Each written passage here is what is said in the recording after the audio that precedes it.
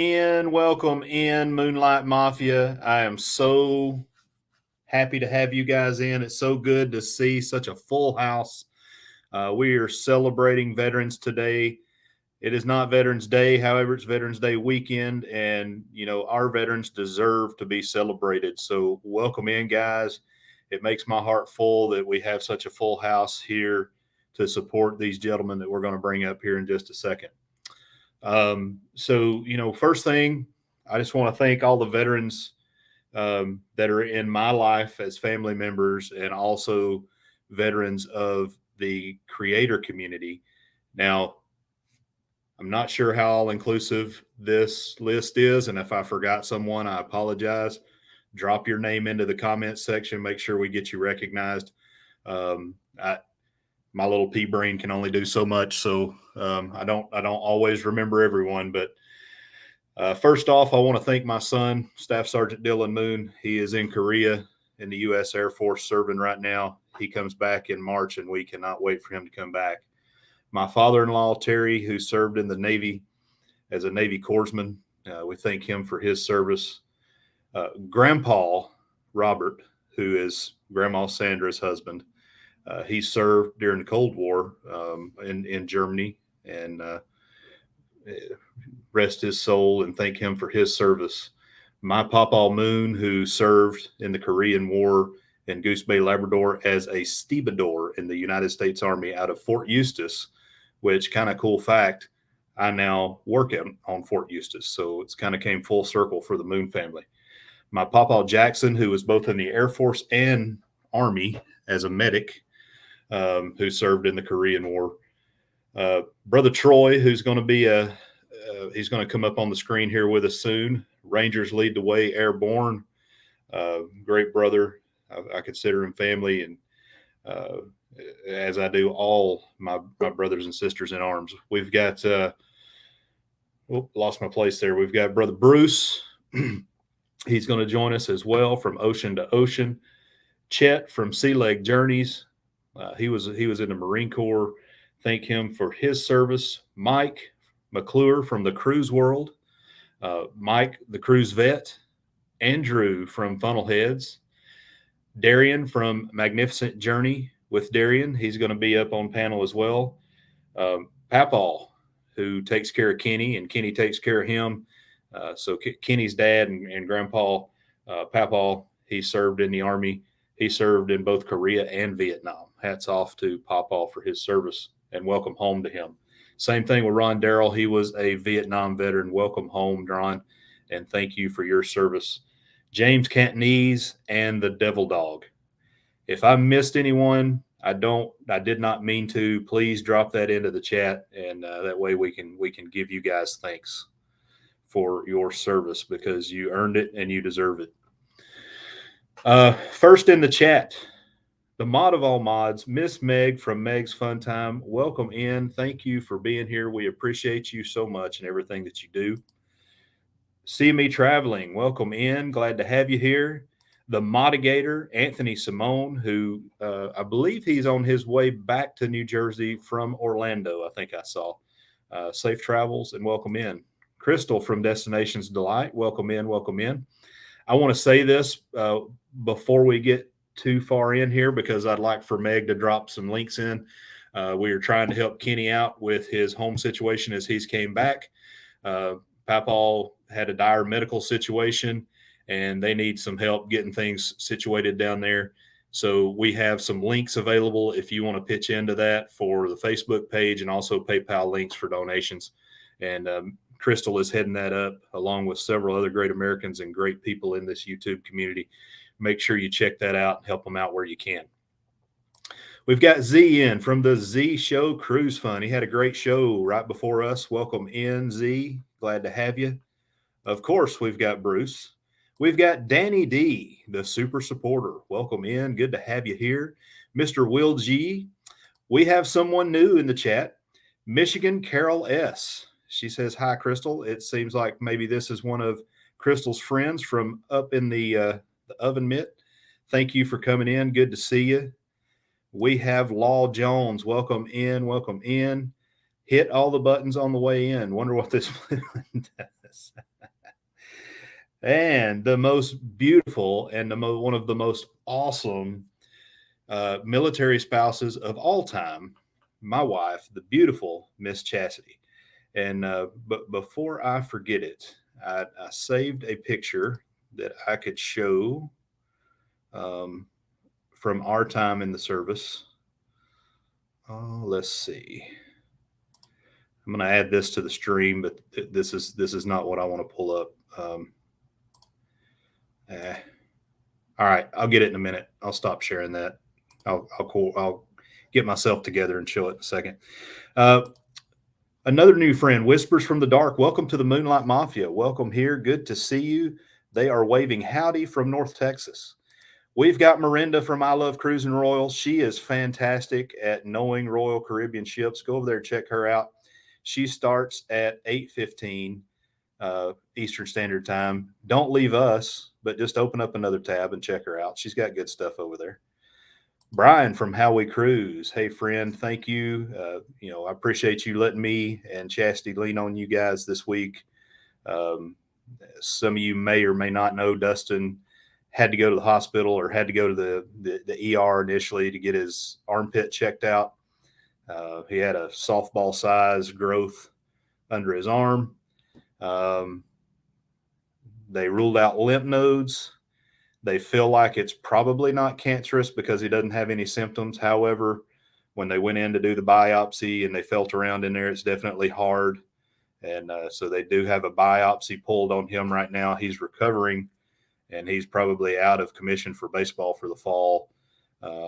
And probably looks like in a couple weeks we should be able to get some results back. But continue to have him in your prayers, and we appreciate the prayers that have already went out. Thank you, guys. Tony G, not 1974, not 1976, but right down the middle, 1975. Welcome in, welcome in. And Chastity's corrected me. For some reason, I said softball size. What I meant to say was golf ball size. Yeah, it's not softball size. That would be, it's golf ball. I don't know why softball came out. Laura from Huddle Adventures, welcome in. Good to see you. Andrew, who's down in the basement, welcome in, Funnelheads. We appreciate you guys. Thank you for being here. Stream Elements, thank you for being an excellent mod. Thank you for throwing out those things that we often forget. Awesome, thank you. Double Aaron Smith, thank you for being here. Welcome in, welcome in. Yo, Eddie Lugo Studios in the house. Mr. Paul with the voice that could melt ice if he just blows his hot air onto it. Wait a minute. Blow hot air. That's actually kind of a dig, isn't it? With the voice, I don't know. His voice is sexy. Paul Sexy Vines in the house. We have Huddle Adventures. Hello, Eddie. Good to see you. Oh, chat jumped on me. Apologize. Cousin Jeremy in the house. Welcome in, sir. Good to see you. Good to hear from you. The Frugal Cruisers with the pink upside down pineapple. Say it ain't so. In the house. Welcome in, guys. Good to see you. Good to hear from you. And welcome to the Moonlight Mafia. T Cubed. Taste, try, travel in the house. Welcome in, guys. Welcome in. Thank you. Thank you. My grandmother in love, Miss Sandra Crow.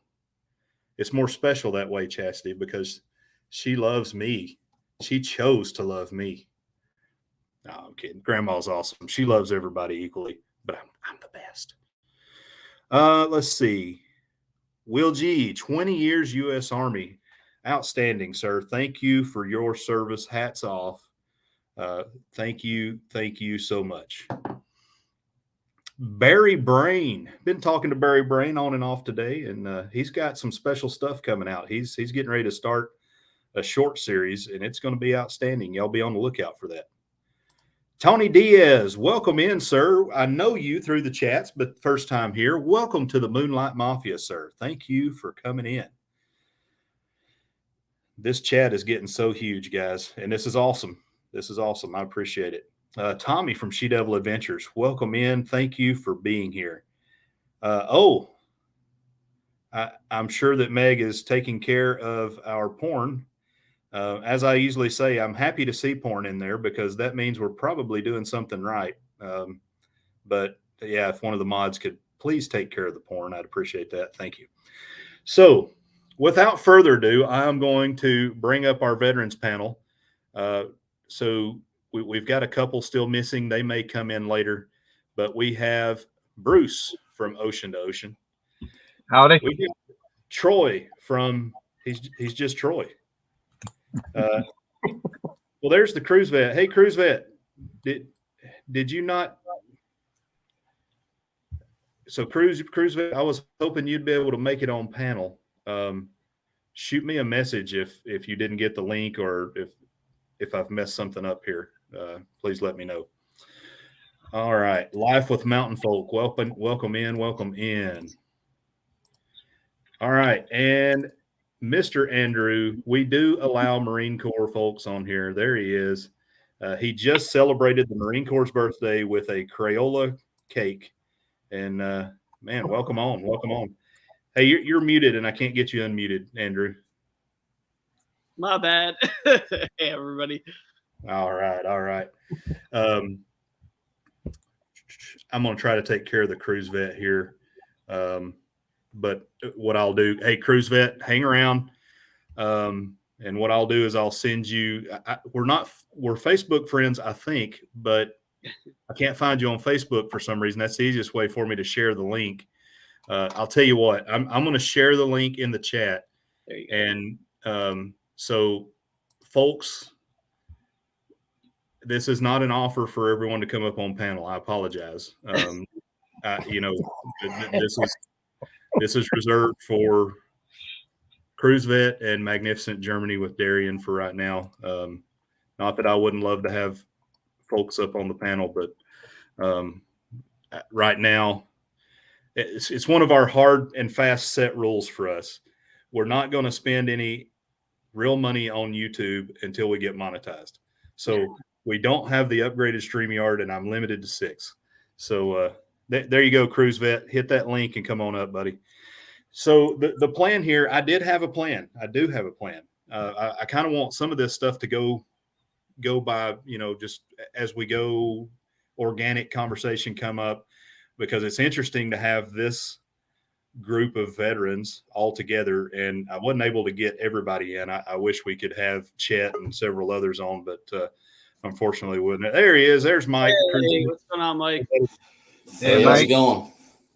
But I wanted to give an opportunity for us just to gab and talk and bring up things from our own veteran communities, things that we struggle with, that veterans struggle with, and some of our experiences that people may not otherwise hear or know about. So I'll start and kind of give you what I would like for you guys to say initially when you introduce yourself. So we'll give you all time to talk about your channels and what you got coming up at the end, but we just want to focus on our vet life right now. So I'm going to give myself the solo layout here and go. So if you're here, you know who I am. I'm Josh Moon, and I served for 7 years in the United States Army. I was a member of the 160th Special Operations Aviation Regiment. And unfortunately, as I going into my 8th year of service, started having some medical issues, and unfortunately had to medically discharge out of the Army or medically retire. I did 3 tours in Iraq, 1 tour in Afghanistan. And to this day, I'm now entering into November, will begin my 21st year of service to the same unit that I started in back when I was 19 years old. I'm proud of my service. I'm a disabled veteran through the VA, 60% right now, PTSD, epilepsy, tinnitus, knee problems. And as you can see, I'm a member of the VFW, and I would welcome anyone who is able to be in the VFW, the American Legion, that's a vet, to do so themselves as well. So that is me, and I am going to punt this over to Bruce from Ocean to Ocean. Oh, no, I'm not. I just removed him. Now I'm gonna give it to him. There we go. All right, Bruce, it's yours. I hit the wrong button. All right. Well, I am Bruce McMillan, and I served 4 years in the United States Army from 90 to 94. I went to Desert Storm. I was with 189th Maintenance Battalion in Desert Storm. After Desert Storm, I spent the rest of my time in Hawaii at Schofield Barracks and Fort Shafter at for the 1st of the 14th Infantry Battalion, and I got injured in my 4th year just before I re-enlisted and had to discharge, and so I wish I would have stayed in because my plan was to make it a career. So, but I've had to deal with some friends that I had in Hawaii that have committed suicide and dealt with a lot of a lot of different mental issues. So, but I'm proud of my service and proud of everyone that does, and thank everyone for your service. Thank you, Bruce. Thank you. I did not know you were an Army guy. I was a 71 Mike, which is a chaplain assistant. Oh, wow. That's awesome. Hey, Hey, I always loved having a chaplain around. Well, they're pert near infantry. Yeah. Yeah. All right, Troy, lay it on us, brother. All right. My name's Troy Stansel. Let's see. I entered the United States Army in 1987. Went to basic infantry school, airborne school. I did what I was told not to do, and that was to raise my hand and volunteer in airborne school.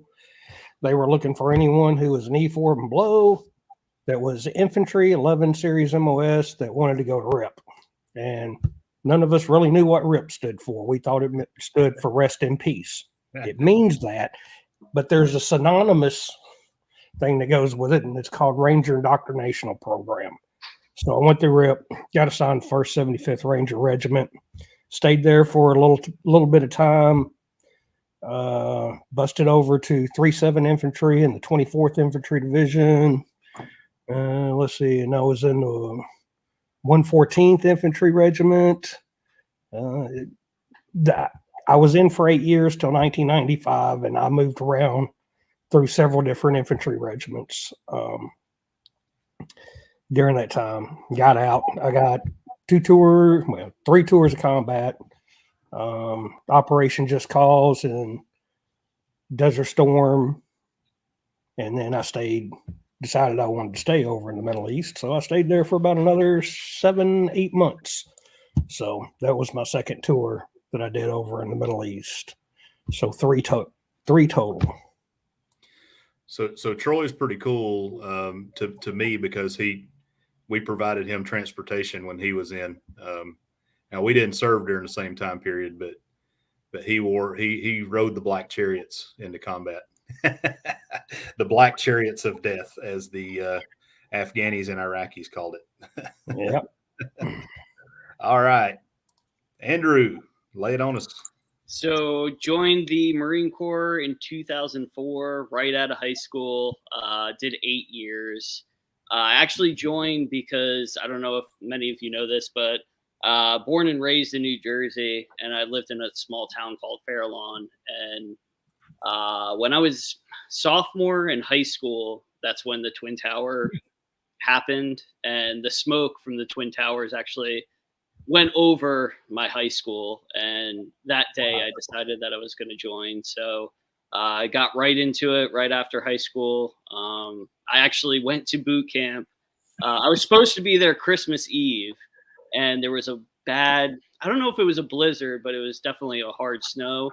We didn't actually get to boot camp until New Year's Eve, which actually worked out pretty well in Parris Island because all the drill instructors and everybody on the base actually left early. So the first day there, we actually went to bed. I think the sun was still out. It was like 7, 8 o'clock at night. And we actually slept way into the next morning because, of course, they were, I'm sure, hungover or tired or whatever the case was. So that worked out. But anyway, did one tour in Ramadi in Iraq in 2005, 2006. Marine Corps was the best thing that ever happened to me. I mean, I met Michelle as soon as I got back, from that tour in Iraq on a cruise ship, and the rest is history. So I actually was planning on making a career of it, and life kind of, happens, and it worked out for the best. So.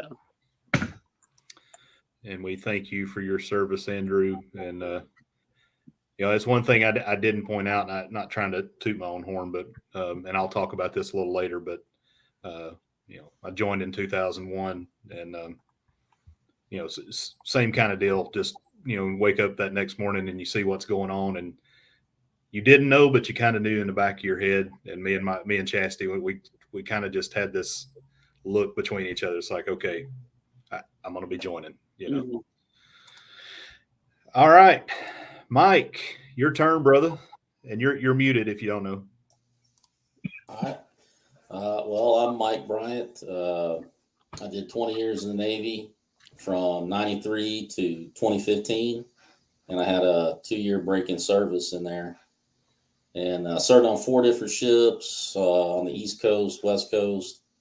I did 1 tour in Iraq.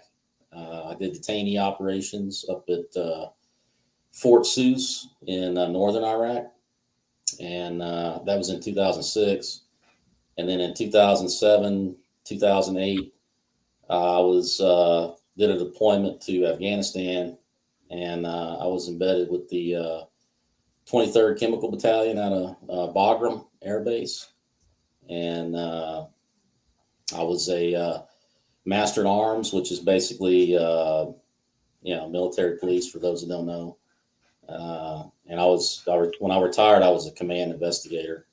But 2015, I was medically retired due to PTSD and, migraines, GERD, and some other issues. But that's pretty much my story. So it's interesting. You brought up a couple things there, Mike, and I think everybody on this panel here deals with certain mental health issues, and we all do. So Paul brought up the Veterans Crisis Line. There's also some other lines that you can tap into from the VA and so on and so forth. But yeah, the thing about us vets is much like when we were in. We never wanted to go to sick call. We never wanted to miss duty. And Stubborn. It just spills over into civilian life, and you'll never know if a veteran's struggling. You'll never know. We are all men and women of action, and normally, if we make a decision to do something, even if it's something wrong, we don't announce it and we do it. So, yeah, go ahead, Troy. I was going to say, I remember we were always told to suck it up. If you put in for sick call, the peer pressure was there. You were ridiculed. Well, what's wrong with you now? You got a corner. Exactly. Are you sure you need to go? Are you sure? Yeah. Are you positive? And I mean, and then if you went, it was hell when you got back instantly. Yeah, for sure. So we're taught to suck it up and just move on. You're cold, everybody's cold. You got frost nip, everybody's got frost nip. Just suck it up. Yeah, but Mike, you brought up GERD, and the reason I bring this up, so Z's talking about Agent Orange over here, and I'm going to get to his comment here in a second. But our generation that served in the War on Terror and some Gulf War guys as well, burn pits is going to be our Agent Orange. And it's weird when I talk to guys like you, Mike, and Andrew, I don't know if you've started experiencing some of these things, but especially folks who served in Iraq, we have a lot of the same little ankle biter symptoms. Because I was recently diagnosed with fatty liver, non-alcoholic fatty liver disease. I have some GERD stuff going on, and I haven't filed for the burn pit claim stuff yet, but I need to. It sounds like because I think you and I could probably, except for the acute things that happened to me, we could probably line up our medboard packs together and probably look pretty similar. Probably. I ended up actually having to have surgery to fix the GERD issues. Yeah. They had to put a valve in to control the stomach acids from coming up. And, that I didn't even know they had a surgery for that, but They Yeah, did. that's what they ran the endoscopy scope down my throat, and that was one of Oh. the things they picked out was there was some pretty bad damage in my esophagus and GERD like stuff, you know. So I don't want to forget about Z here. His dad was Tech Sergeant John Roberts, United States Air Force, served for over 27 years, 2 tours to Vietnam, and he passed away a couple years ago due to lung cancer and had to do with Agent Orange over there.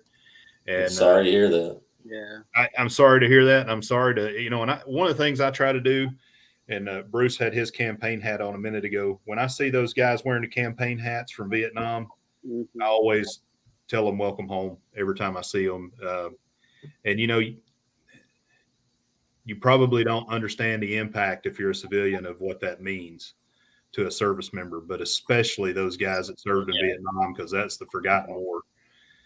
Always go tell them welcome home. It means the world to them. It means the world. You know, and I had mentioned this on Z's show, the last Carnival cruise, you know, they that the Carnival get, and there were some Vietnam vets in there, and the cruise director, and I believe it was Dion, asked everyone that served in Vietnam if they would stand up, and they got a 15-minute standing ovation. Oh, that's amazing. And there was tears flying from everybody, and because they never were thanked, you know, they never got that appreciation at all. To this day, a lot of them don't. Yeah. And a lot of them have passed away without ever experiencing that. And I'll tell you from my experience in Iraq and Afghanistan, and Andrew and Mike, you'll probably agree with this, but when we pulled all our troops out, especially of Afghanistan, that was difficult for me. That was really difficult for me. It was a good week of spiral for me. Like it was hard. It's just like, so the time I spent away from my family, plus the folks I lost, you politicians are just essentially saying to heck with it all. It didn't mean nothing. You know, that's how the service member felt about it. Now, were we happy that, you know, nobody was going to be in harm's way anymore over there as Americans? Yeah, we're happy about that. But at the same time, you know, we had Afghani and Iraqi people that we cared about from over there. We trained them over there. Yeah. Yeah. I mean, we got close to them, you know, and the Taliban, they're not our friends. Even on the first Gulf War, I mean, I was there, boots on the ground. Those translators worked hand in hand with us. Oh yeah. If we went to clear a building, a trench, or whatever we were doing, those translators were right there with us, and they weren't shying away from anything. And let me tell you, they became some really, really good friends. And that's one of the things that ticked me off about Afghanistan, was leaving the Afghanis that supported us there, because the Taliban, they're going to come in there and they're going to find them, and they're going to find their families, and they're going to make them pay. Because they know, yeah. Absolutely. There's no joke in them. I mean, this is one of the things that I try to get across to people, because what we're saying is, I mean, I'll put it straight up, they're more likely going to be killed. Yeah. And that's what pisses a lot of us off, is we know the reality of what's happening over there. And it's hard to swallow, even though you didn't even participate in that war. It's still hard to swallow. Yeah, you do. So I want to share something right quick now that I've got my crap together here. Let's see. Window. There we go.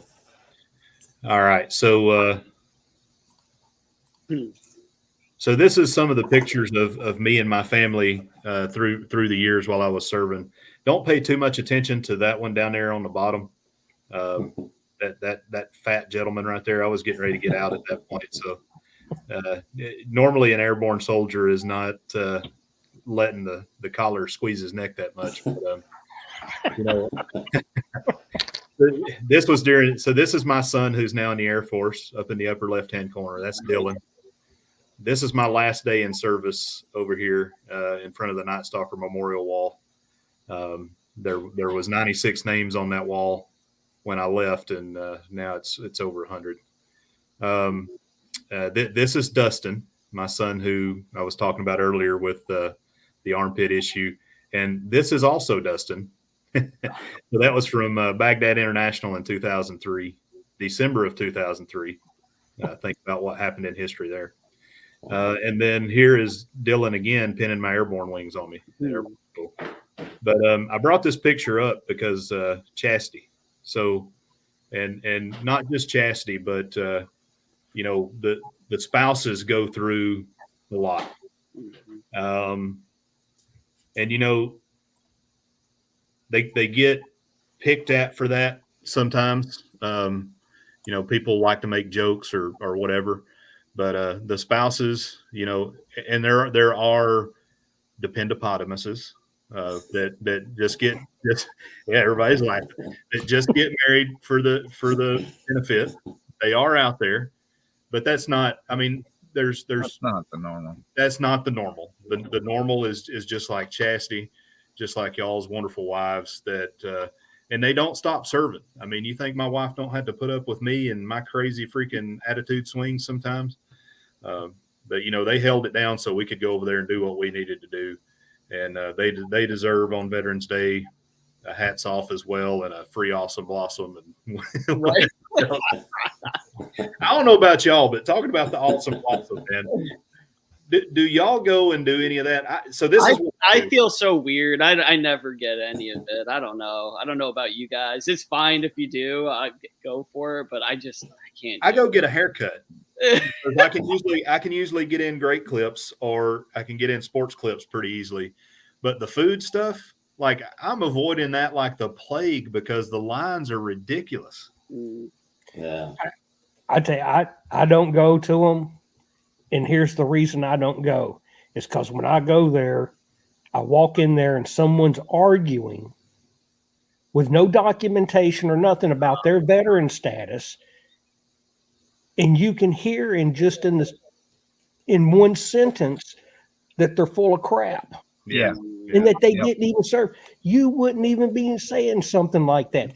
That's false right there, you know, and you're just picking out those little things. And I don't know how people could do that. That's nuts. Yeah. I don't even go out to them anymore. I just. Yeah. You know, and like Amy said, and unfortunately it's not the majority, but the minority gives everybody a bad name. You know, Amy's like, well, they come in and get their awesome blossom. And that's probably the guys that like were honorably discharged because that was the easiest way to get them out of the Army and only served a year and a half. Right. Oh, give me my free awesome blossom, you know. Anyway, I don't. Hey, some of those guys served honorably, but some of them did not. Just you know, I put a couple of them out myself.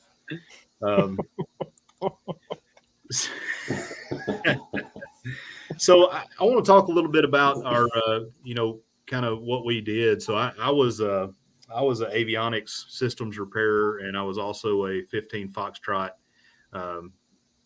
avionics repairer.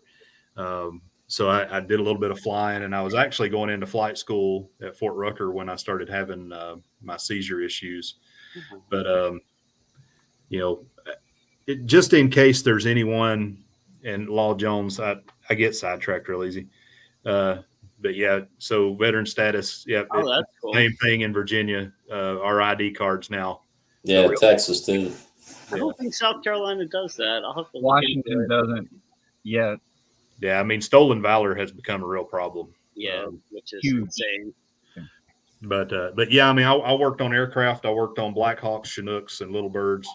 And the reason I want to bring this up is not to say, hey, look what I did. It's just if there's any young folks that come back and watch this on the replay or that are watching it right now with their families that are thinking about joining the military, let me tell you, military service was the best thing I could have ever done for my family. I would do it all over again in a heartbeat. Combat service, I would not wish that on anyone. However, I would never take it back. And that's really weird to say, right? But it's worth carrying around what we have to carry around with on a daily basis. But at the same time, like I've told my oldest, because he's like, well, I kind of want to go be a PJ, or I kind of want to go do this and do that. And I'm like, that's all well and good, but don't just be doing that for the adventure of it, because there's baggage that comes with that. And I wouldn't wish that on you unless that's something you feel like you have a calling to do. So, Troy, you're an infantryman. Got anything you want to share? I was a grunt. Most people, whenever I say infantry, they don't. Some of them get it, but most don't understand what the infantry does. And this is how I sum it up. I was trained to kill people for our Constitution, and that's all I did. I was there to get killed or kill. That was my job. That's the lowest form way to put it. Welcome in, Darian. As Thank you, Darian, sir. How's everyone? as Darian comes in, How's everyone doing tonight? Outstanding. good. How are you? Great. Good to have you here. There's something Thank you, sir. called Likewise. indirect fire. That's where you shoot at something you don't see. Well, my job was you had to see what you had to shoot at. Yeah, I was normally, if I was in a firefight, because I was not an infantryman, I was providing that indirect fire, and it was usually people like Troy saying, "Hey, this is your vector. Shoot there. Lay down everything you got." I want you coming in this direction and laying lead down everything to this direction. Yeah, I mean, my hat's off to you guys. I mean, I went forward out to the farps, and from time to time the farps would get hot, but never did I go out to the X like you guys did, except on times where I was being transported from place to place to go do some kind of job. But Darian, welcome in, sir. We'll get to you here in a second. We were doing some things and saying some things, and this is a great time for you to come in because now we can get you caught up. But Andrew, Cool. What did you do in your service in the Marine Corps? So actually, I tried to join the Marine Corps as an MP because I had this whole plan that I was going to be either in law enforcement or state trooper or whatever. And then comes to find out, according to the Marine Corps, I'm colorblind. But that was at like 3 a.m. in the morning. They gave me the test. So I still call BS. But anyway, short story is I joined as artillery 0811, trained that on the M19er8s, went to the 777s as they came out. M19er8s were retiring as we were learning in Fort Seal. And anyway, long story short is we got our orders to go over to Iraq and Ramadi to replace MPs. So I ended up going overseas in Iraq to be an MP, even though they told me I couldn't be in the beginning because I was colorblind. But it actually worked out because we replaced the Army on the artillery lines in Ramadi as well. So we would be kind of interchangeable. A Marine can train for all different positions, where the Army, you kind of trains for one, and they were stuck over there for so long. Unfortunately, when we got there, they were there for a year and a half, and we came to replace them, and they were so burnt out when we got there. So it was incredible experience. But yeah, that's what we did over there. And it's just a funny story how it happened. So Troy, infantry or artillery, king of battle? The king of battle is Artie. The king of battle is artillery. So but before they started a lot of the politically correctness in the Army stuff, the artillery brigade at Fort Campbell was affectionately known as the balls of the eagle, because artillery originated from the cannons, and they're the cannonballs, and so and now they've changed that. I think they're the claws of the eagle now or something. We've lost all that good stuff. I didn't mean to offend you. Andrew and Darian,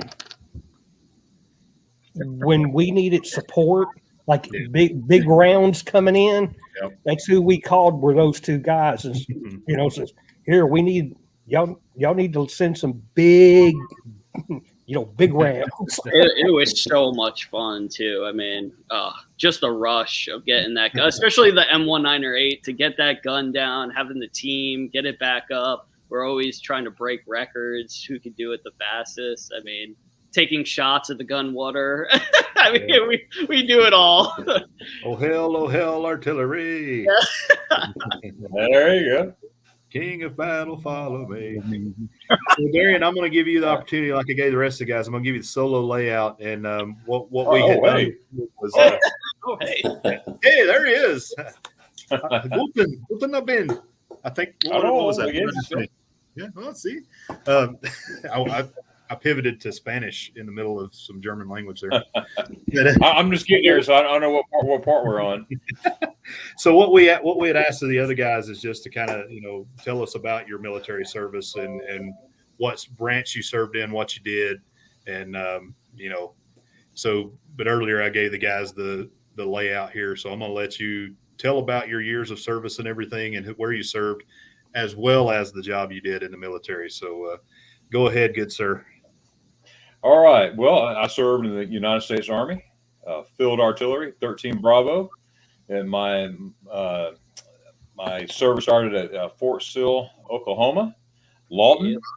Lawton, and right there we used to. I was there back in 1988.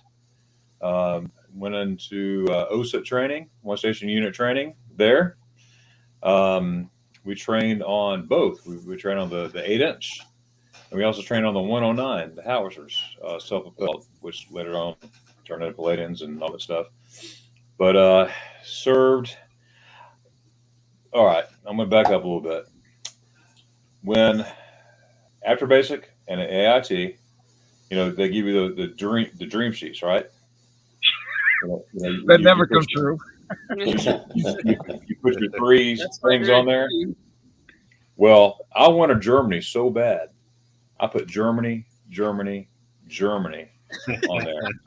All right, and knowing that most everybody there in my battery, we heard through the grapevine, we're going to Korea. Only a few people's going to Germany. Oh, great! So I put Germany on there anyway. So I got my orders and everything, and what did it say? It say Korea.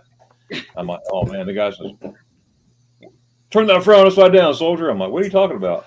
He goes, you going to Korea? I'm like, oh yeah. Then he looked here. He goes, Germany. What's in Germany? I went, I don't know what to say. I said, spaghetti eyes. Spaghetti eyes? What? He married a German girl and whatnot. He goes, what do you know about spaghetti eyes? Well, I was there as a kid, and all that stuff. So long story short, stand by. About 3 hours later, I got my orders for Germany. Oh, wow. And I ended up in Germany. I signed up for 6 years. A little after 3, I broke my back in Grafenwehr, Germany. Stationed in Schwabert, Germany, but if you're familiar with Germany, Grafenwehr is a big training area for artillery, for infantry, you name it, everything there. Marines will come there too. We would train Marines on artillery in Fort Sill, as well as Grafenwehr. We have Marines there too. So we had a lot of fun going between the services, and like the gentleman up there, I haven't met him yet. I can't see him now either. The Marine, we would have battles, who could do the fastest and whatnot. Well, this is just before Andrew. I'm talking about you, Andrew. Yeah, there you go. This is just before Saudi hit. Okay, I was out in the field, and it was I think it was a 43-day field problem. It was a 43-day field problem. It was the 38th day. They called an alert, one of many. Okay, so we're out there, snowing, raining, sleeting, all on the same day. And I was on the 109s, 155 self-propels. Did you ever work with those, Andrew? What was that? Sorry. Did you ever work on the 109s, the 155s? Unfortunately, no. Right, the self-propel. Well, we had our Fast V, our ammunition carrier. It's a track vehicle too. That's what carried all our ordnance stuff. Mm-hmm. And of course, the 109 it's a track vehicle, so it looks like a tank, but it's artillery. We got to, pivot down and before we fire. Well, they called an alert, and of course, you're trained on every job on that gun, every job. I was gunner at that time. Okay, I loved gunner. The best. I remember. I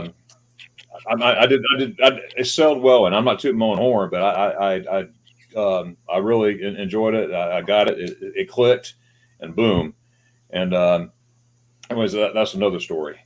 But they called alert, so I was outside. So you're trained to do anything and everything, whenever you can. So I climbed up on top, and we started moving TA-50 gear from from the gun to the ammunition carrier. Okay. Now I had all my LBE. Okay, that's old news now, but LBE, rattle. Yeah, exactly. All that stuff. I had the Kevlar, all that stuff. When I went to basic, I was in the steel pots, and they switched over in the middle of basic. Then we got the Kevlar, red Kevlar. So anyway, so I had 1 foot on the gun, 1 foot on the ammunition carrier, which part side by side. We're humping. Okay, I got my out of 203. I love the 203. I had the 203 A2 on my back. Okay, muzzle down, and we were throwing gear back and forth. Man in the hatch here, man in the hatch here. Where I'm running back and forth. Well, somebody, now we were humping, okay? Somebody threw the 50 caliber barrel, okay? Now, how many of you can tell me how many barrels can fit in one sheath? One, right? Yeah. Just one. Somebody put 2, and to this day, no one ever admitted it. Somebody tried to put 2 in there, and of course, it doesn't zip up, and of course, it's heavier than just one because the thing's heavy. Well, now we're pumped. We're moving stuff. We got helicopters flying everywhere. I mean, we're moving. It's a whole. Have you heard of Reforger? Okay, it's all that stuff. So anyway, so I caught it. Now all this happened in a split second. All right, I caught the barrel. And when I caught the barrel or barrels, one went sliding out. Now all this happened in a split second. And so out of corner of my eye, it was about to hit the guy in the hatch where we're throwing gear back and forth. So I swatted it to prevent him from getting hit because it would have hit him right in the face. I just went boom like that. Now I'm 14 feet up in the air. Now the reason why I was 14 feet is because I'm standing on top of camo nets. All right, which I had about 3 foot of camo nets, 3.5 foot of camo nets. That's what safety guys come out. Yeah, 3.5 foot of camo nets out there. And so when I swatted, I landed on my back. I fell back and boom, had no nothing will come out and knock the wind out of me. I was instantly paralyzed from my right chest all the way down my right hand side. Everything in the middle and the left was okay, thank God. But I didn't know at the time. I was screaming and nothing would come out. All I hear is Glover, where's Glover? And where's Glover? And I'm sitting on where the expletive is Glover. Yes. I'm flapping like a fish. And all of a sudden I heard Glover, and so they all came. Well, there just happened to be a helicopter in the area, a medevac. Okay, they were training for without using the GPS, just instrument only at night. Okay, this is like 3 o'clock in the morning, and he was in the wrong area. Well, he heard the call, and he goes, "Hey, this is medevac. We're right here," and they came, got me. Long story short, I'm cutting out some stuff, and I don't want to be long. It's okay. They took me to the tent hospital. Okay, we're in the field. Okay, this big old tent. They had this huge. This is in the 80s. Okay, so I had this huge X-ray machine, the size of 2 cars. You know what I mean? But it's out in the field, and I remember laying there. Okay, I'm laying there in a gurney in the tent hallway, and that doctor came out and said, "Son, you broke your back," and I remember broke my back, and I was sort of like, "What?" And he goes, "And you're paralyzed on the right hand side," and at that time I didn't realize that. I'm like, paralyzed, and I started not freak out just a little bit. I'm like, paralyzed. What? And next thing I know, I was out. And 4 days later, I woke up in an Army hospital. They injected me. I was out cold. And long story short, I was paralyzed for 3 months to 27 days in Birchburg, in the Birchburg hospital, and went. It was a scary time. I'm reliving this, and it was a scary time in my life. And fast forward a little bit, it got time. I was medevac back to the States. All right, I'm in a body cast. Okay. And I'm in medevac on 141 all the way back from Germany to Iceland, back stateside. And so I go into medical hold unit in Fort Stewart, Georgia, and whatnot. Fast forward a little bit, it comes down to the hearing. I meet the JAG officer who's going to help me, and I get there before I finish my sentence. He goes, "Okay, so when do you want out, and when do you want this, when do you want that?" And I said, "Hold on a second." I said, "I don't want out." I said, "I'm here to stay in. I don't, I bleed, United States Army, and, my dad's retired Army, I'm the oldest, I'm going to do my," and he goes, and he totally changed. He goes like, "Well, most people want out at this point." I said, "Well, not me." I said, I had good ASVAB scores, I'm good. And that's another story. I was supposed to be a power plant mechanic for helicopters, but that's another story how I ended up in artillery. Yeah, it's kind of funny actually, but anyways, so he goes, "Oh, okay." He goes, "Glover," he goes, "I wasn't expecting this." And then, he started looking at my files and everything, and my 201 file and all that stuff, looking at it. I got all these letters, and he goes, "Hold on." Well, on top of that, my first sergeant and my sergeant major of the post flew on their own dime to come sit with me in the hearing, speaking for me. Now that meant a lot. That meant a lot. He goes, "Hey, I want Glover to be my driver. We'll do something. Just keep him in." And what was supposed to be a 45-minute thing turned out to be 3 weeks and 1 day of hearings. Wow. And after that hearing, the guys were like brigadier generals, doctors and everything. And he goes, "This brings a tear to my eye," because I was begging, I was pleading, and I was crying like a baby. He goes, but he said, "Thank you for your military service, impeccable military service, and you are no longer fit for military duty." And when I heard that, I was trying my best not to lose it. I didn't lose it in front of anybody, but I did afterwards because it killed me. So, because you'll be out processing in 45 days, and about 28 days later, my unit that I trained with all those years went to Saudi. I was supposed to go to Saudi. All right. The guy who replaced me, okay, that I never knew, okay, they went to Saudi. He got killed doing my job. So I never met the guy, but in a way I did through letters and phone calls from people that I work with. So I don't know, that should have been me, Yeah. But I just thank God that I'm not paralyzed. I'm in pain every day. I'm in a lot of pain, but I'm not paralyzed, and I just keep Thank going. goodness. And Specialist Moon, his name's Moon. He I'll never forget his name. So thank you. The whispers in the dark. You are not wrong. Gals can be veterans too. So it just so happened that the ones I brought on panel were all guys. So normally when I don't have Chastity here, I do a guys night. So I wasn't trying to slight the gal veterans, because I'll tell you what, I've served with some good ones. Oh yeah. Yeah. Hats off to you, Whispers in the Dark, for your service. Thank you so much. And a few more people came in. Hi to you guys. I'm not going to bring you up because we've still got a couple more here to go.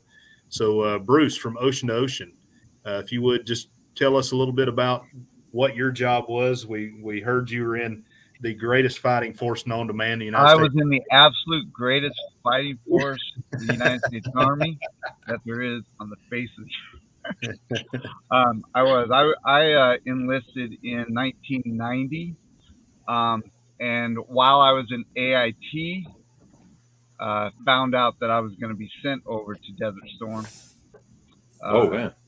And it was quite the experience. So we were during basic, we'd actually sit in the day room and see what was happening over there, and people were wondering, are we going to end up going at some point, or because most of us Well, I was called grandpa because I was the oldest one in our unit. Most of them were 18, 19-year-olds, and I was 24. So I was the oldest one in my basic and my AIT.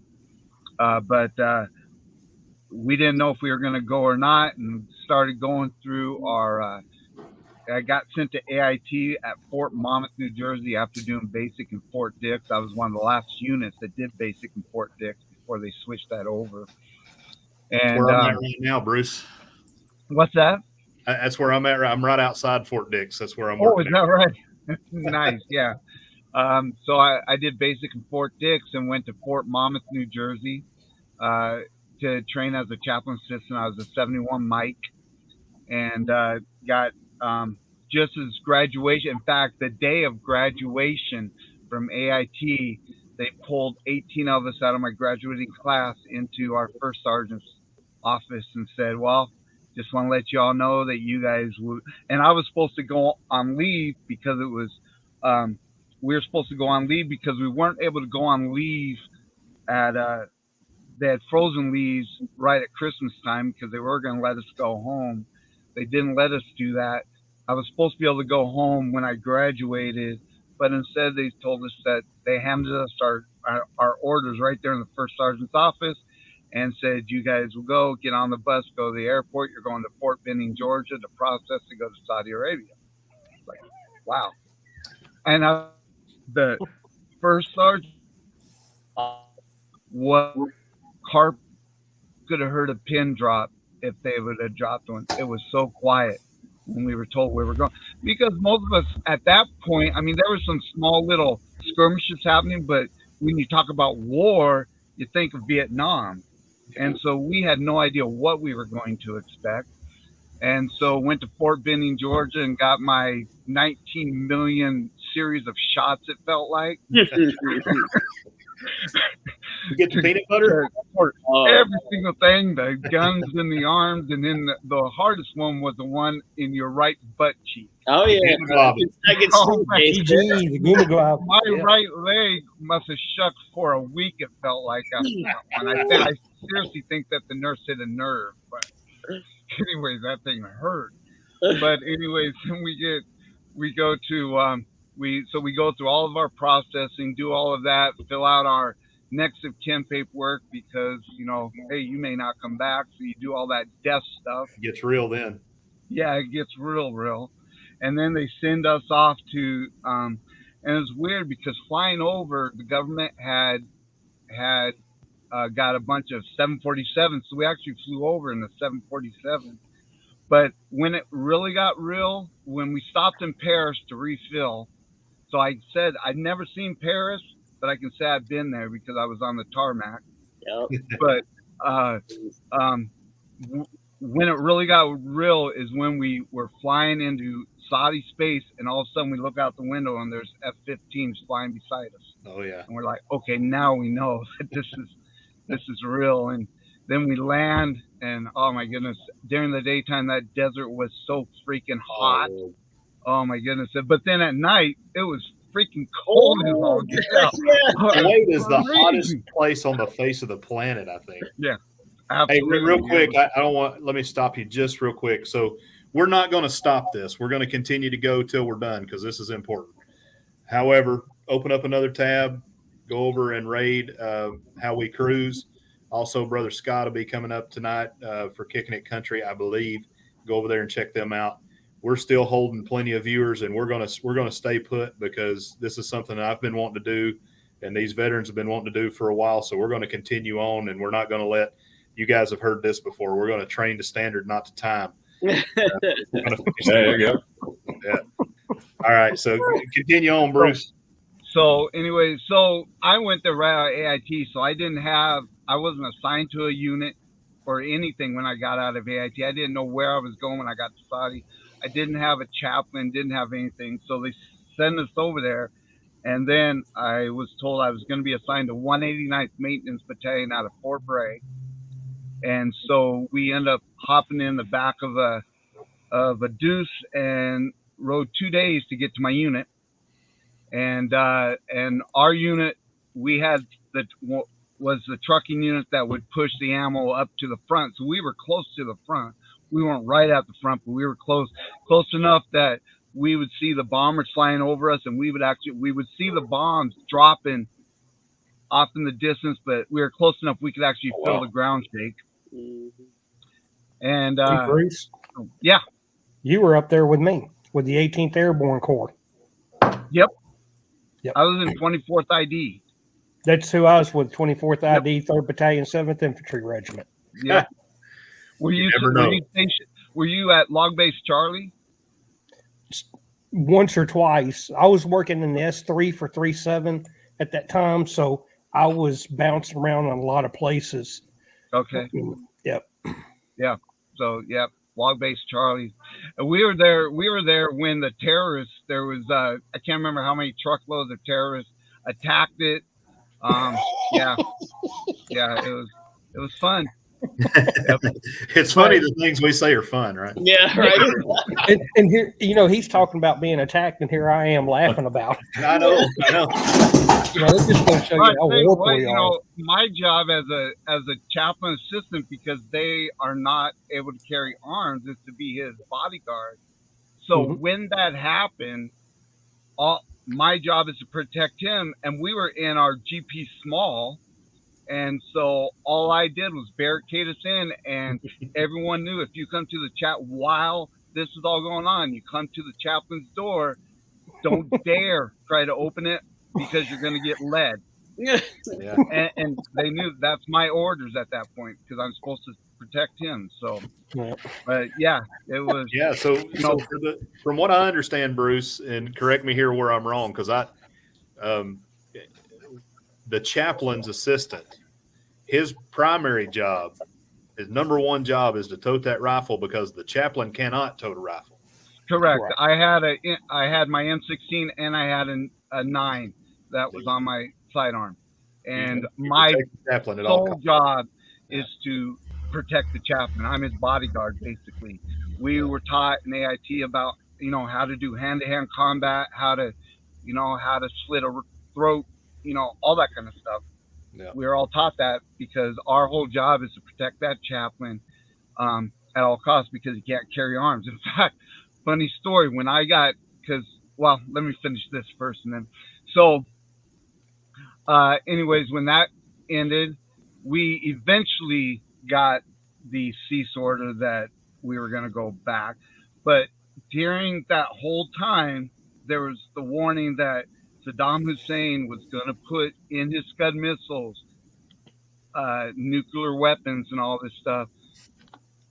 So I don't know if all of you, well, Troy, you might remember, since you were over there doing the mop warnings and having to put on your mop gear and wear that for 8-10 hours before they would give the all clear signal.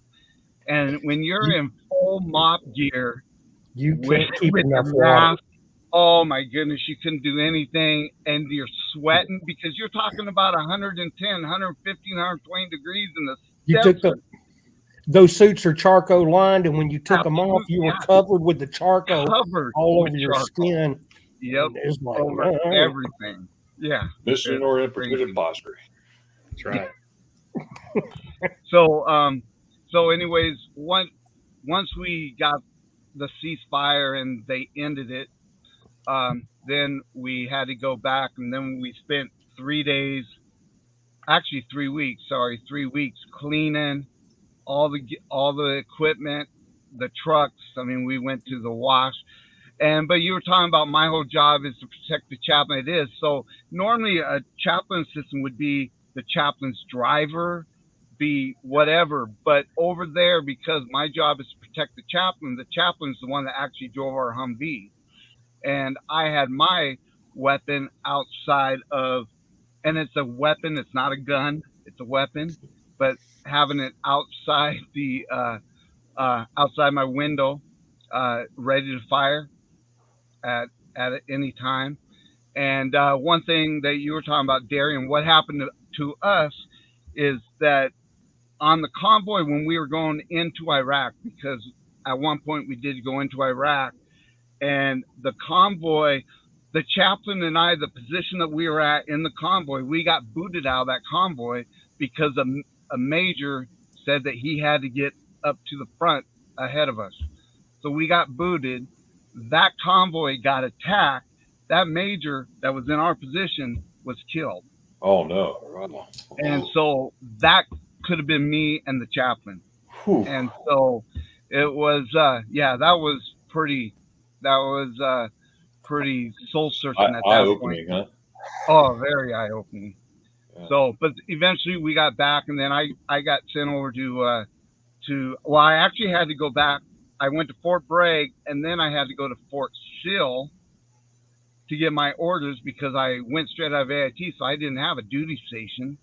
So I had to go there and wait for 3 weeks before I got my duty station, which was Fort Schofield Barracks in Hawaii. All right. And I went there, and that's where I spent the rest of my time. And then I just before I re-enlisted, I herniated my C6 and C7 vertebrae in my neck, and they told me that you are no longer fit. But they didn't give me a medical discharge. They just went ahead and gave me a full honorable discharge. But yeah, and it was so because I was planning on making the military career. That was my whole goal and everything. My dad was in the military. My brother was in the military, and that's what I wanted to do. So sometimes the man upstairs has other plans for us. Yeah, you got that right. Absolutely. Hey, Mike, why don't you hit us with what you did? And Well, it sounded like you did a little bit of everything in the military police force. yeah, somewhat. I came in at 93 and went to boot camp, and I went in undesignated, so I didn't have a job. And what happens there is they send you to this apprenticeship school for like 3 weeks, which is pretty much meaningless training. You're just, they're just mustering you and, having you do stuff. So then they just, send you to your first ship. And so I showed up, and, you're basically just a sea janitor, when you're undesignated. So you're just chipping paint, painting, sweeping, mopping, it's just pretty mundane stuff. And so finished that first contract, and I decided I didn't want to be a sea janitor anymore. So I became a sonar technician.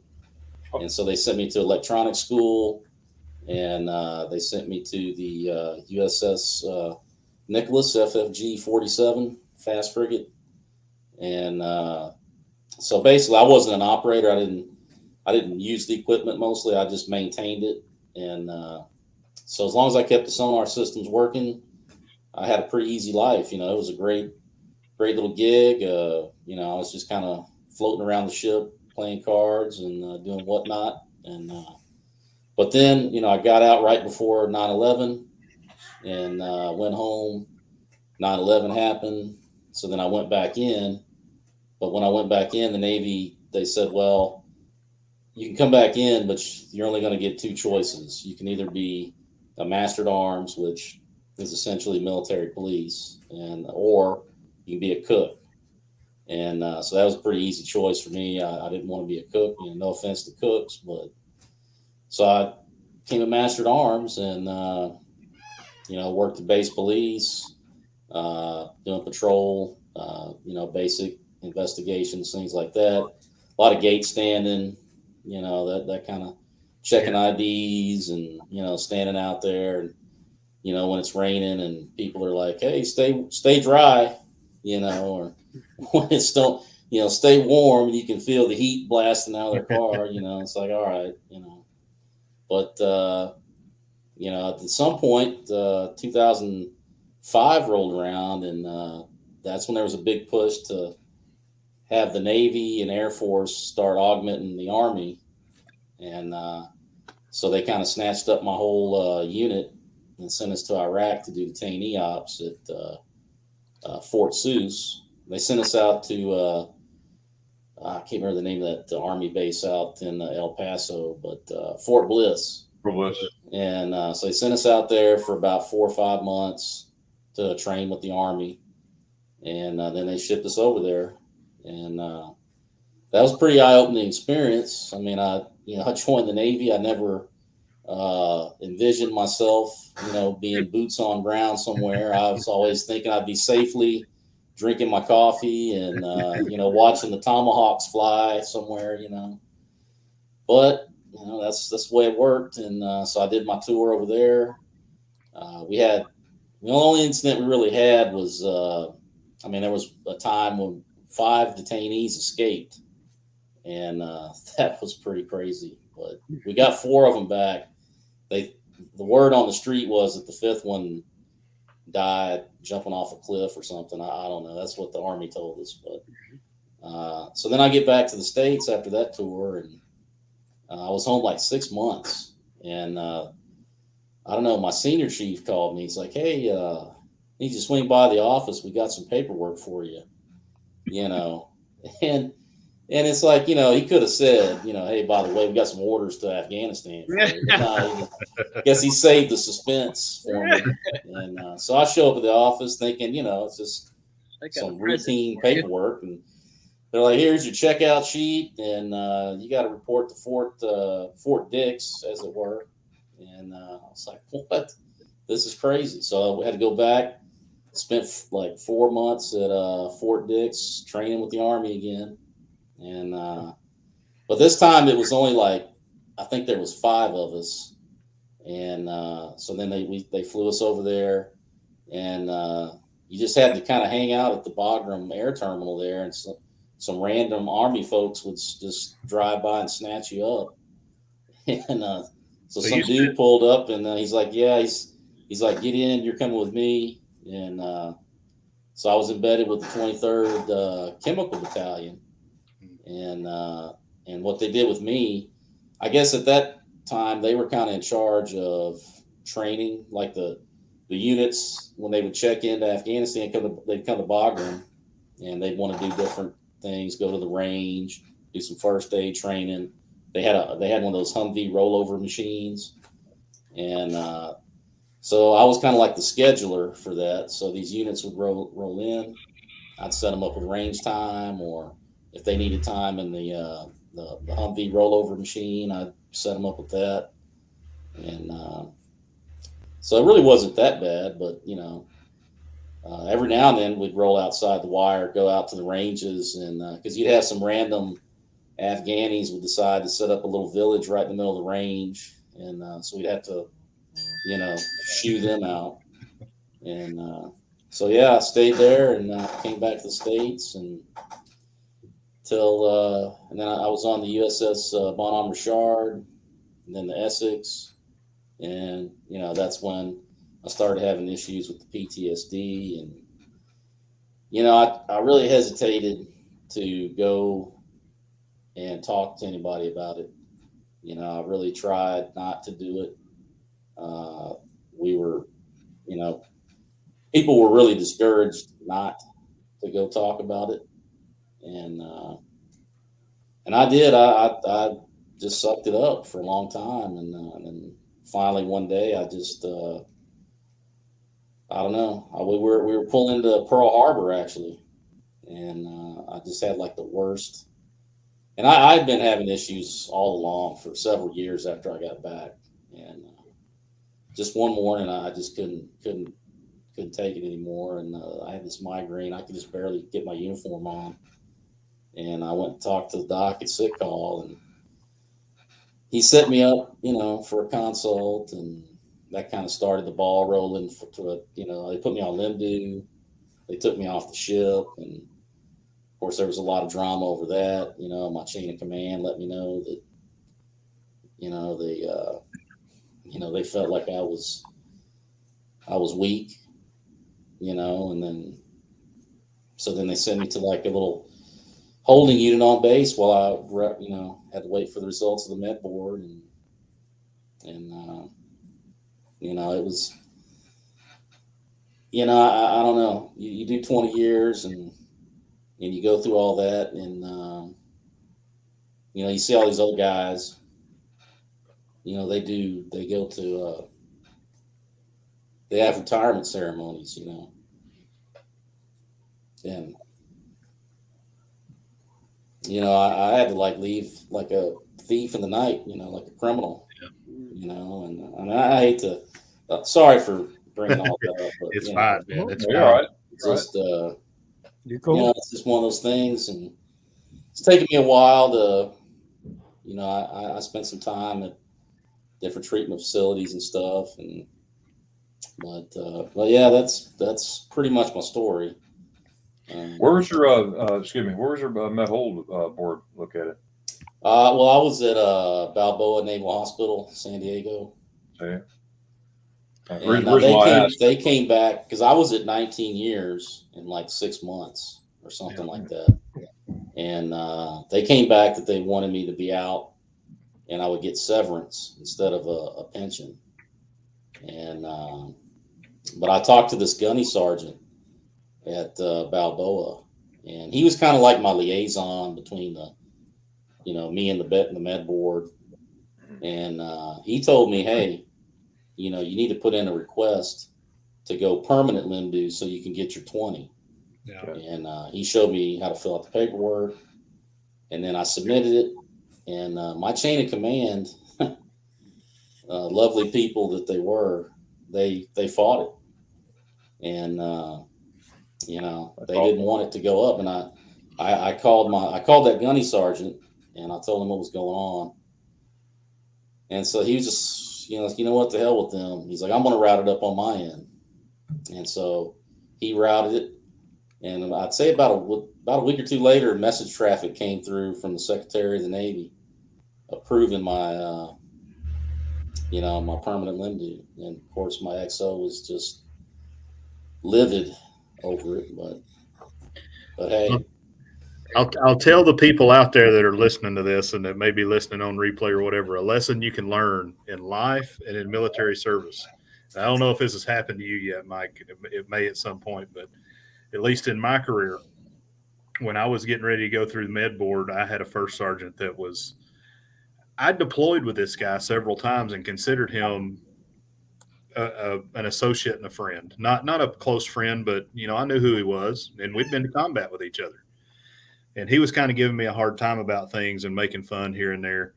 And anyway, long story short, everything worked the way I needed it to work, with the exception of one thing. I was trying to get released from the unit so I could go to the Wounded Warrior Platoon so I could make E6 and medically retire as an E6 because I was promotable before I had my stuff going on.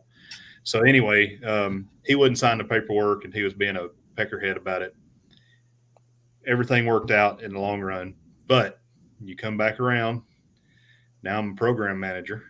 This a few years ago, and guess whose resume comes across my desk? Looking for this guy. You can just go ahead and eliminate him.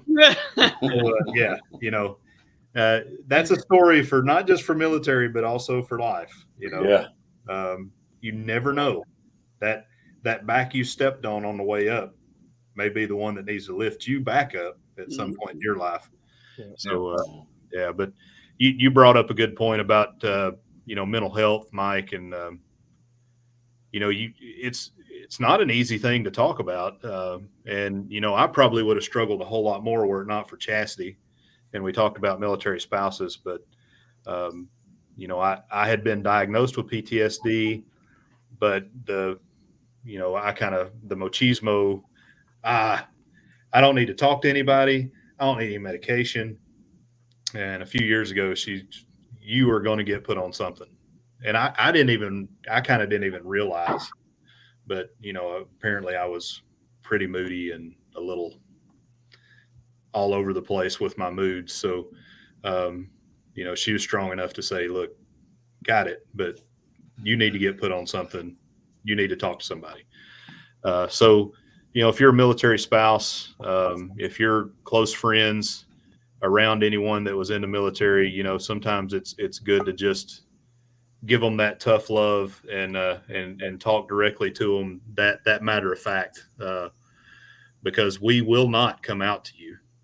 We won't. We're never going to tell you what's bothering us. And, I made a comment the other day when we were talking with Meg. I said, if it ever gets to the point for me where it's too much, I'll disappear. I'm not saying I'm going to take myself off the face of the earth. I just will disconnect from reality and go. Not that I'm saying I'm there, but we're men of action. We're ladies of action that served, and we don't normally mess around when we make decisions like that. So keep that in mind when you're dealing with service members and veterans. You never know what's going on, and we do a good job of hiding our emotions. Go ahead, Troy. I mean, I'll share my story if you want to put it out there. Go ahead, Troy. So I got out of the Army in 95, became a firefighter paramedic. 2015 came around and things had been going downhill for about a year, and they were not looking good whatsoever.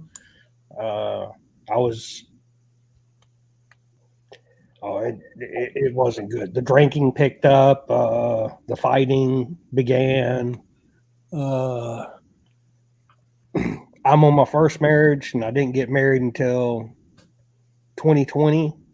So never was able to hold a relationship down. None of that stuff. And 2015 came around, and I had issues. 2016 came around, I estranged my family. I have not talked to my family for the past 7 years. I've had 4 suicide attempts. I can honestly tell you that when you look into the muzzle of a Glock 23, that you can see the brass bullet that's about to go through your mouth and into your spinal cord and out the back of your head. So I had those attempts. I was in severe isolation up till about 2019, 2020. And as I've always credited, and I will still credit this community on YouTube,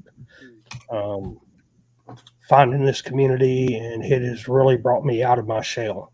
And it's really funny how little small things and places that you have to go searching to find. And this community has helped drug me out of that hell. Yeah, for sure. I try to promote VFW, and one of the things, because I still don't go and I don't talk to a professional about my mental health stuff. I refuse to.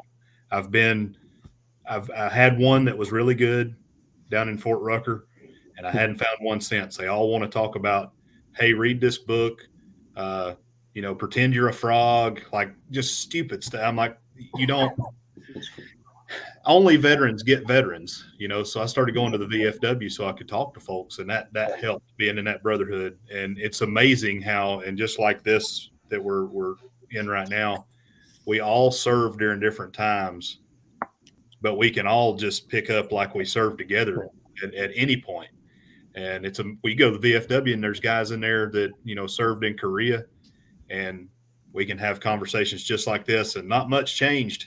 Military service has been military service, pretty much the base of it all the way through. But 22 veterans a day, if you don't know, commit suicide every day, and that's a shame. One is too many, but on average, 22 a day. And it's not always, Darian brought up a point about how, someone that took his place after he had his injury, passed away. And it's not always people like, okay, well, you were in a traumatic situation because you killed people, and that's why you're messed up. It's not always that. For me, it wasn't the things I did on the X or the FARP. It was when I was sitting back in the TOC, the Tactical Operations Center, watching missions go down and cheering for the deaths of other human beings like I was at a football game. And then I would remove myself from that and go back to my hooch or my tent, and I'd be like, because I was always close to God, and it's like, am I really? I mean, like, can I call myself a Christian when I just did what I know what I know in my heart, in my head, but it's still just a mind screw. And then you come back home and everything slows down, but your mind is still at 100, and it never goes away from being 100. And boy, I tell you what, it's just those things. I don't know about y'all, but it's like Michael Ann said here, the survivor's guilt. Coming home when it's quiet and thinking about it and going, you know what? That guy was a bad guy, quote unquote. He was probably forced into his service, and he had a wife and children at home just like I do, but either him or me. It's the game we play. It's what we signed up for, but that's tough to deal with. I don't know if any of y'all had the same kind of feelings, but that's yeah. It's really bizarre that you can sit there and cuss at the enemy and stand up and not run, but walk and flip them off, stop and flip them off while you're being shot at, and then return fire, then walk off to somewhere else. It's a really, really bizarre world when you walk into that. It's really bizarre. Yeah. I describe the racing of my mind like roulette. It's a roulette wheel, and I'm just waiting to see what marble, where that marble lands for what memory I'm about to take off on, and what emotional ride I'm about to go on. And it sucks. But yeah. And for me, the part that gets me is I've had 8 brothers that I've watched disappear. Some of them literally turn into chunky salsa or pink mist. So, yeah, and we lost my last deployment. Our task force, we lost 27 individuals during and that was just a 4-month deployment, and many of them were young Rangers.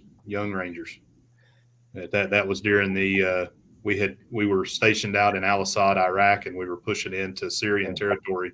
So that was the beginning of the ISIS stuff. This was post.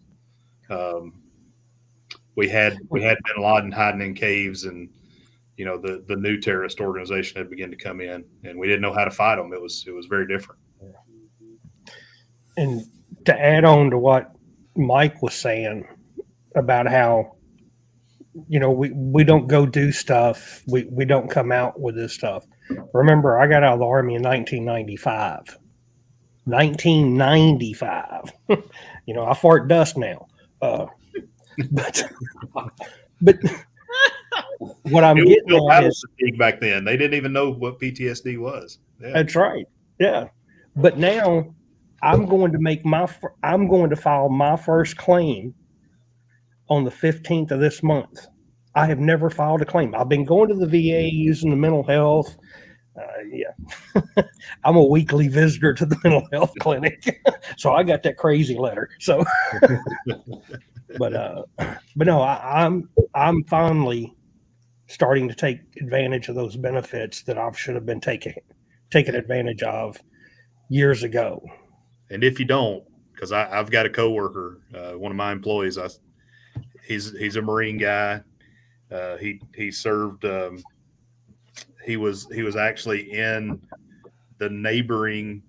Dadgummit, what do you call the? The embassy? He was in the neighboring embassy from what happened during the 17 hours thing over in Libya. And Northern Africa. Yeah, I keep telling him, I'm like, he's like, I don't need the VA. I was like, dude, what are you, so you earn those benefits. Even if you get a 0 rating, anyone out there, anything you went to sick call for that may creep up in the future, even if they give you a 0 rating at the VA, you can still go to the VA and get treated for those things as a primary care. So don't let that benefit slide you by, because I can guarantee you there's people that are getting benefits in this country that don't deserve them. We do deserve our benefits. Yes. Why did you sign up? You signed up because you wanted to serve your country, you wanted free college, and you wanted some good benefits. Get what's deserved to you, But I'm going to wrap this thing up. We're an hour and 30 minutes in. Troy, do you have anything you want to talk about? I mean, you don't really have a channel, but anything that you're going to be on or promote or anything? Yeah.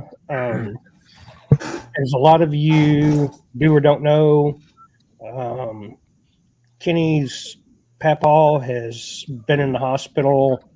He is now in a nursing rehabilitation facility, and Kenny is not living at home. So here in a few weeks, there's going to be a group of us that have already gotten together. We're going to be going to Kingsport, Tennessee, and we're going to be cleaning up Kenny's house, Kenny and Papaw's house. We're going to be getting rid of a lot of things, repairing things, and getting things done. There is a hoarding situation that's going on, and there's an infestation problem. We are looking for funds to help out. Just to get a 30-yard dumpster, it's like $400+ If we put a porta potty out there, that's another $200. People are coming from Kansas. There's people coming from other parts of the United States that's taking their time and effort to come out and do this. So if you could help Kenny out, help us out, get the materials so we can fix up Kenny's place. So social services, when they come in there to check the house, they'll say Kenny and Papaw can come back, and home health will start showing up and helping them out. So Appreciate that, Troy. Yeah, I mean, Kenny, he means a lot to this community. Yeah. If you ever get to meet him face to face and take in his energy, he deserves this. I know a lot of people have put a lot of money his way and sent him a lot of love going into Helping Hands for Cruising. But this is a time-sensitive situation, and Kenny is faced with some decisions that, you know, would be difficult for anyone, but especially someone with disabilities like they have. And getting his home situation stable is the first step to getting all this situated. So please go over there and donate and help us out. If you can't do anything with money, but you can come down and you know, put in some sweat equity, do that. Just promoting the page, promoting on your channel, whatever it is, every little bit helps. So please help us out. All right, Mike, what you got coming up for your channel, man? Well, I'll be finishing up the Alaska vlogs.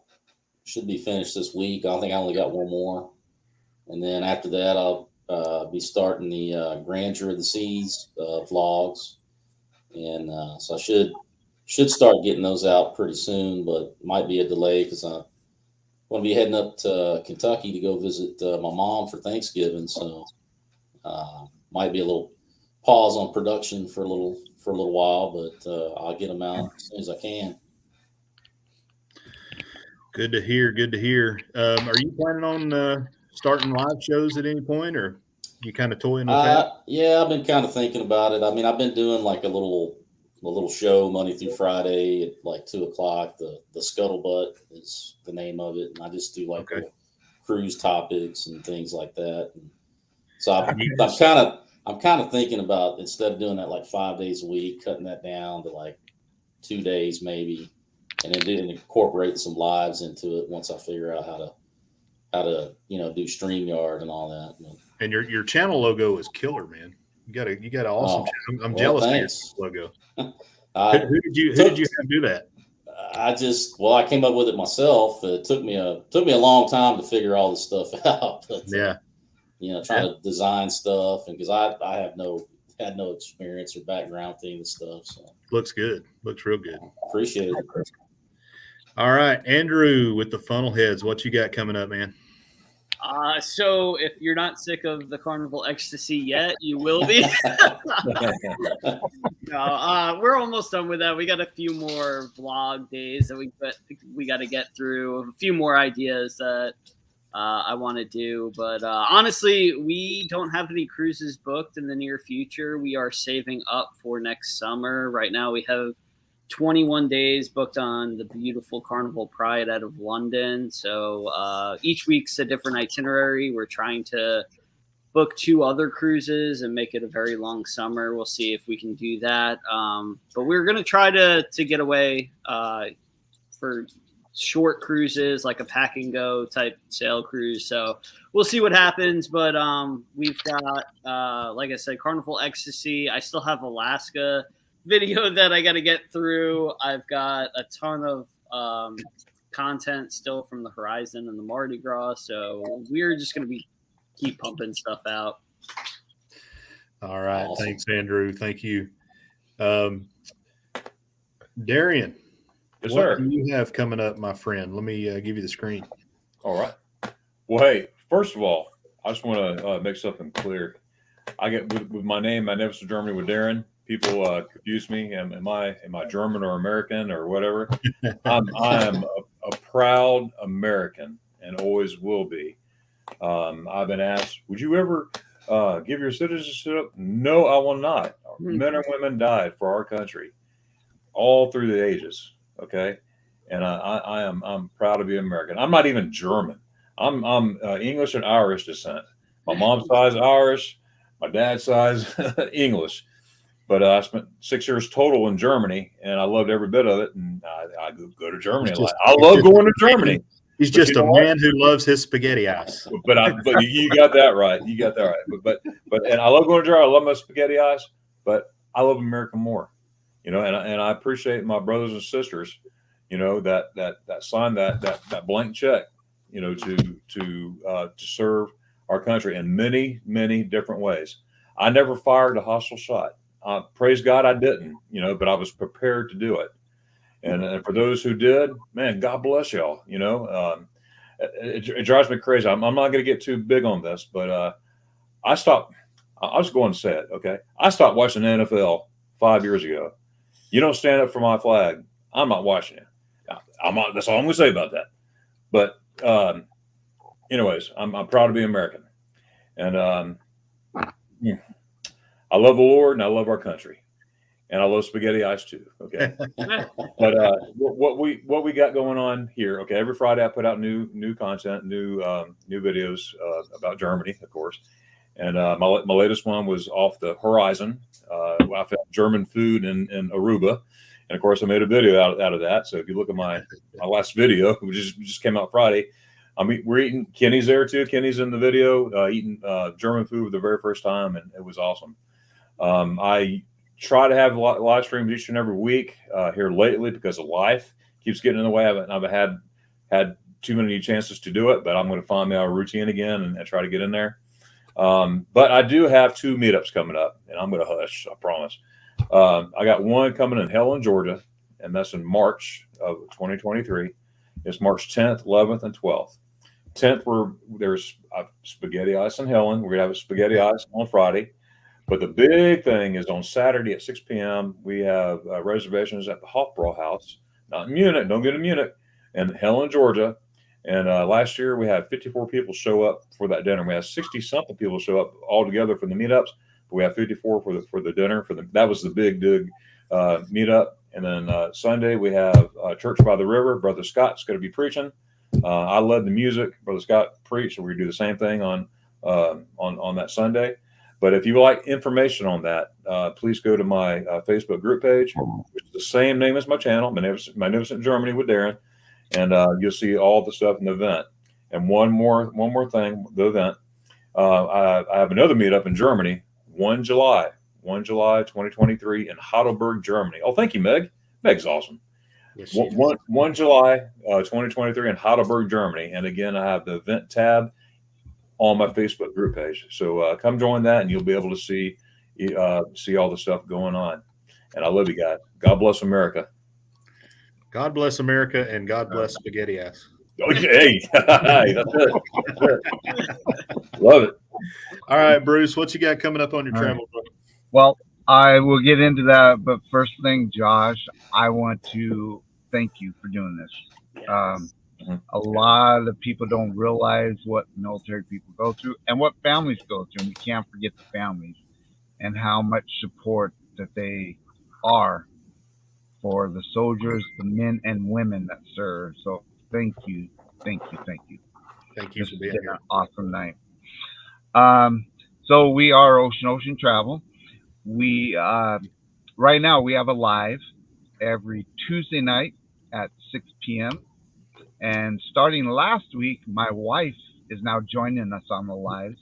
So it is awesome, and it has improved tenfold since she is attending, and so it's been great.